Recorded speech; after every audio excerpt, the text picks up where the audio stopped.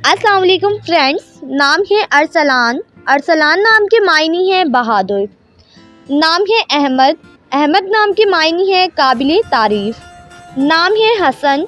हसन नाम के मायने हैं खूबसूरत और शरीफ। नाम है रयान। रयान नाम के मायने हैं जन्नत का दरवाज़ा।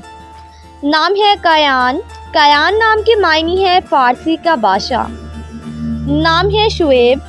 शुएब नाम के मायने हैं सीधा रास्ता दिखाने वाला। नाम है असद। असद नाम के मायने हैं बहादुर और शेर। नाम है अयाज। अयाज नाम के मायने हैं ठंडी हवा। नाम है उमर। उमर नाम के मायने हैं साल, ज़िंदगी। नाम है हमदान। हमदान नाम के मायने हैं काबिले तारीफ। नाम है फैसल।